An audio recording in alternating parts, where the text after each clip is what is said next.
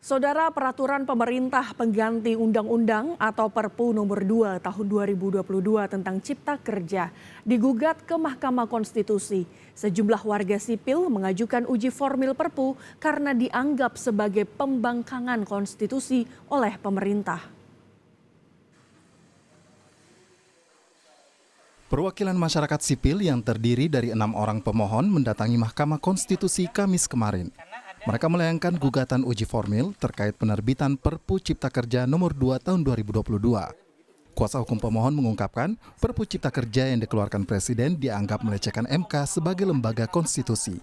Sebelumnya, MK secara tegas menetapkan Undang-Undang nomor 11 tahun 2020 tentang Cipta Kerja cacat secara formil. Selain itu, penerbitan Perpu juga dinilai sebagai pembangkangan konstitusi.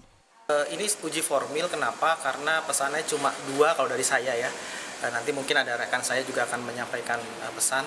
Yang pertama itu jangan melecehkan MK. Jadi tindakan Presiden mengeluarkan Perpu itu bagi saya ada 2. Yang pertama itu sudah melecehkan Mahkamah Konstitusi.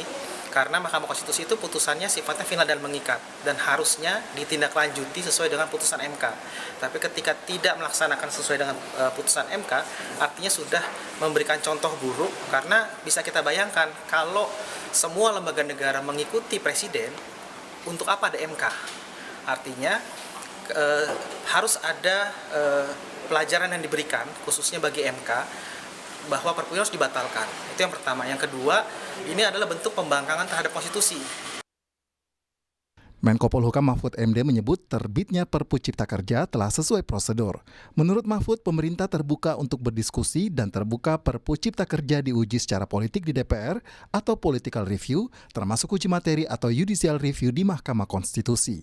Mahfud menyebut peraturan pemerintah pengganti Undang-Undang nomor 2 tahun 2022 itu dipercepat karena dinilai pemerintah mempermudah pekerja.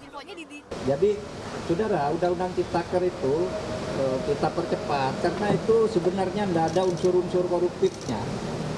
Itu semuanya ingin melayani percepatan investasi. Siapa coba? Itu ingin mempermudah pekerja. Malah dalam proses perbaikan itu kita sudah diskusi apa yang diinginkan, masukkan semua. Sehingga nanti di Perpu itu sudah dibahas semuanya, dan saya melihat memang kan reaksinya datang dari akademisi, ya sudah bagus. Saya juga akademisi, mungkin saya kalau tidak jadi menteri ngerti kayak gitu.